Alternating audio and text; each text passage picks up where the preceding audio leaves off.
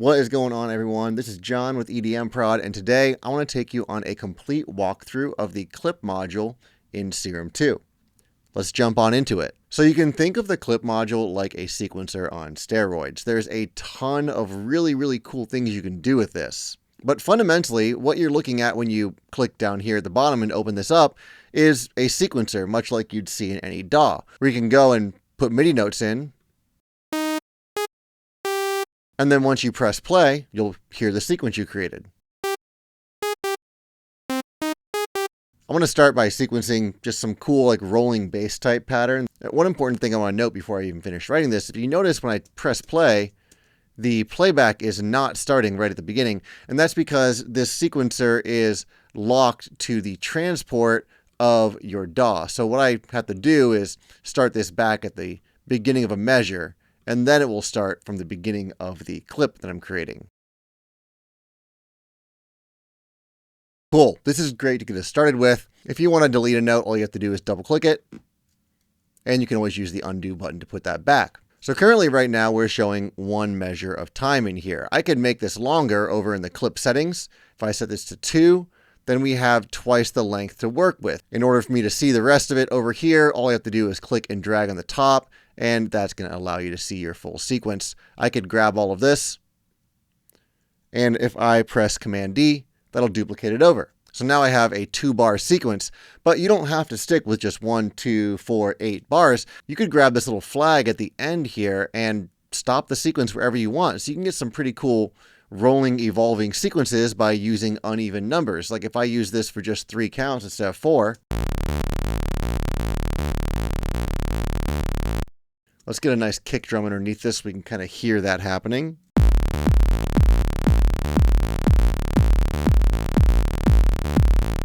And we could also use some pretty weird values if you want, maybe just 3 notes. But this is getting a little bit stale and static right now. So let's go ahead and expand this back out to just 1 bar to start with. We can actually use the clip to modulate other parameters in Serum. For example, if I set this to expression X, then I can go ahead and make some changes down here by clicking up and down, dragging this around. We can then map this expression to something else. For example, like a filter. If I right click and choose my mod source, here under MPE, we see expression X.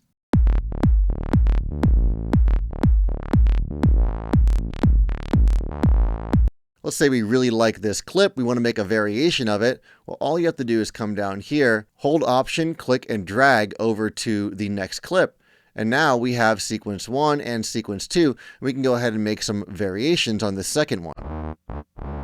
And to play the second one, all you have to do is click the play button underneath it. I can switch back and forth between them like that.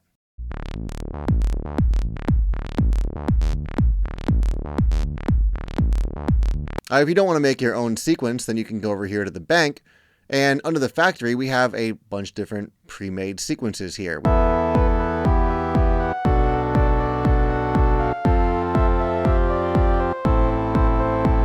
Again, this is tied directly into your DAW transport, so if I wanted this to start directly on, it's a 4-bar sequence, I have to go ahead and set this to the beginning of some other 4-bar section. That way, it would start at the beginning of the sequence.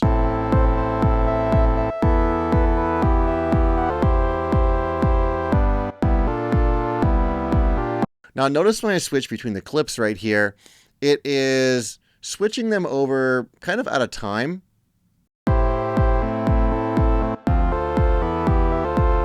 Which can get you some pretty cool variations and combinations of all these clips. But if you want to, you can quantize the launch right here at the bottom where it says launch quantization. Currently it's set to 16th notes, which means that after I click the next play button, it'll wait a 16th note, or it'll start it on the beginning of the next 16th note. But we could also set this to something like every bar. So now it'll wait until the end of the bar and then switch to the next clip.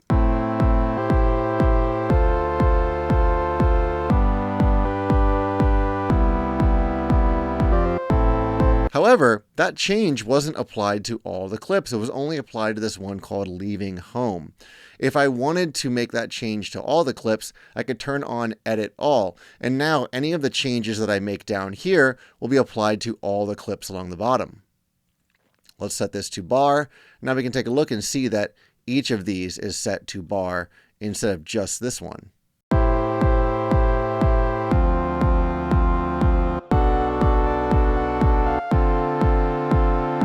If you notice while I was re-triggering all these clips, what would happen is the clip would basically pick up from where the last one left off. So when I play this one, watch what happens when I click the introspection clip.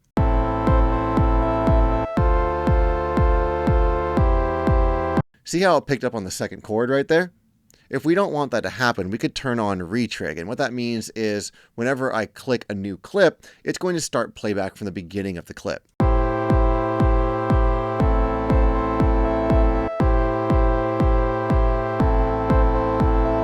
If you're enjoying this tutorial and you want to learn more about Serum, we have an in-depth, full, comprehensive course on Serum coming out later this year.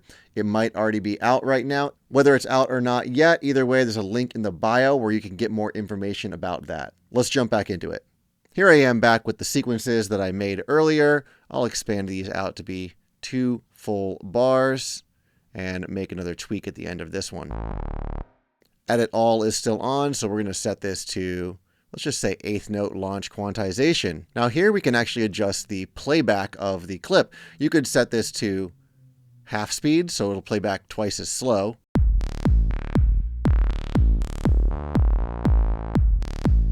Or you can go twice as fast. All the way up to 64 times as fast, which is very quick. It's just turning into noise with this particular clip that I've got going on here. By having the BPM button turned on, that means this clip will sync to whatever BPM your DAW is set to. You could turn this off though, and just set the clip to last for a certain length of time. Now it's free running regardless of what tempo your DAW is at.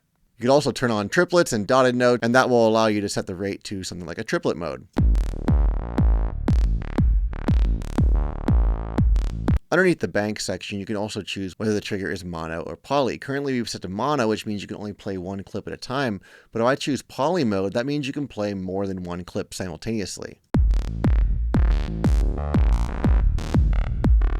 Now I've got both of these playing simultaneously. This can be really cool for some added chords. Or maybe what we want to do is actually take the second clip, bring it all up an octave or two. Let's turn off Edit All. That way we're not changing both these clips. And on the transposition section, I'm going to take the second clip up by 24 semitones or 2 octaves.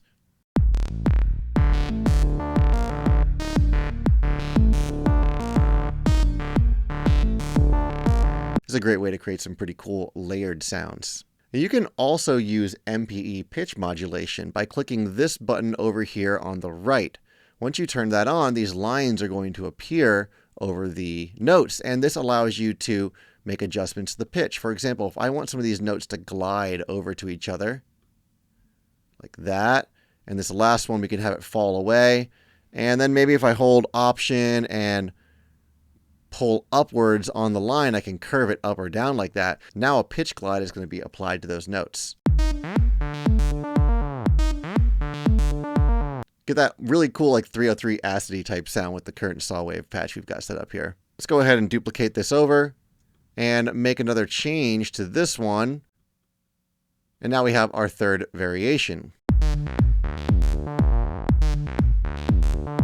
And we can see the transposition on each of these clips as well, right? This one's down at the original pitch we started at. This is up 24. This is up 12. Now, you don't necessarily have to trigger these by just clicking the play button. You can also use your keyboard to trigger these as well. When you hover over the keyboard underneath the clip section, this shows you the play stop clip slot. By right-clicking the clip, this is where you can choose which octave of your keyboard is triggering the clips. Currently, it's set to -2. My MIDI keyboard does not go all the way down to -2, so I'm going to go set this to -1, and now I can use the low octave on my keyboard to start or stop these clips.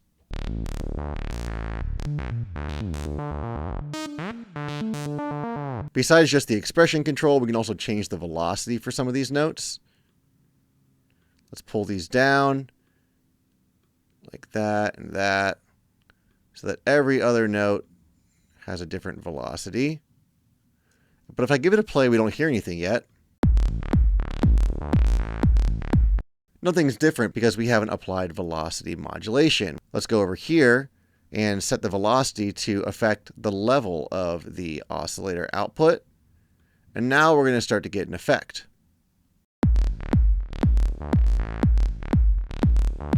There's a lot of other things we can do here. We've got note chance, so the chance that a note's going to play. We can pull these down, and then there'll be like a 50-50-ish chance the note will play or not.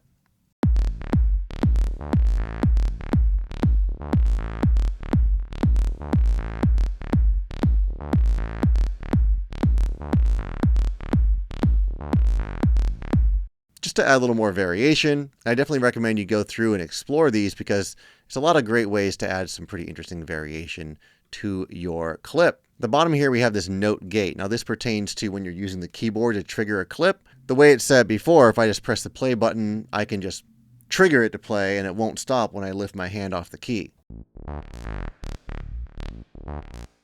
But with note gate turned on, it'll only play while I'm holding the note down.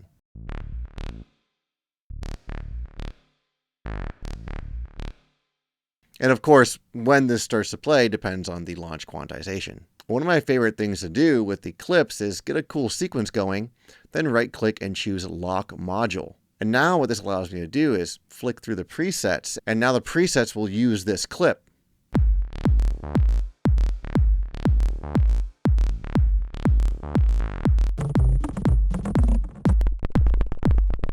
Some of these are a little low, so I'm going to go ahead and transpose it up.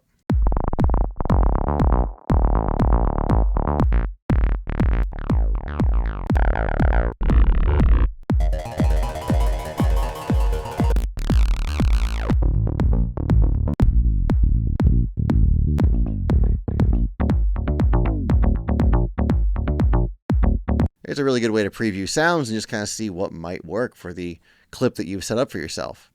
And you don't always have to start at the beginning too. The same way that I was moving around the end slider, you can focus in on a smaller subset like that from the beginning. This is where it's going to start playback and then loop back through here. I switched over to one of my presets called Big Wubber Bass to show you that you can also use these clips as a preview for your preset. Currently I have no preview set for the Big Wubber Bass, but if I right click any of these clips, I can choose Set as Preview Clip. And now inside my browser, when I go to User, under the Big Wubber Bass, if I click play, we hear that clip as the preview. Let's clear this out by choosing Erase Clip, and Erase Clip, and we're going to initialize the preset as well. So now we have a bit of a blank slate going on here. We can also record into this editor. Let's go ahead and click Record.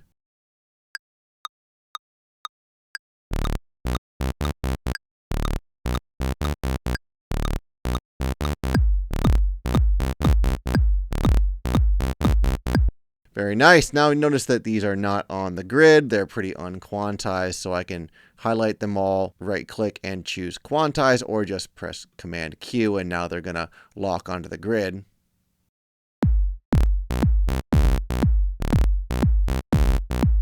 When you're recording, you also have the option to overdub or to simply extend the clip. So if you have overdub set on, then what it's going to do is allow you to record over top of the notes that you currently have already recorded, like this.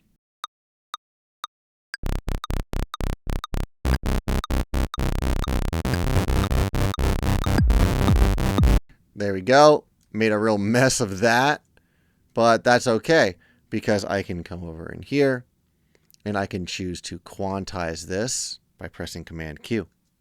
And now it's all quantized, perhaps not in the right timing. Let's undo that and adjust the grid size using this option right up here, right underneath the oscillator tab. So we're going to set this to eighth notes and quantize to eighth notes. Command Q. Now they're all nice and quantized, and I can fill in that note right there. The other option you have while recording is to extend instead of overdubbing. So what this will do is just extend the length of the recording. Instead of it looping back after one bar, it'll be as long as you record for.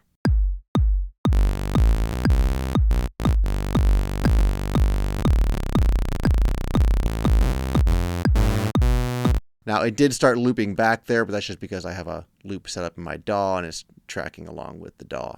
You can choose to turn that recording metronome on or off as well by flicking this little metronome button. So that's a little rundown of the clip module. It's pretty sick, very fun, particularly using it when locked to test out new presets. Been having a lot of fun with this new feature of Serum 2.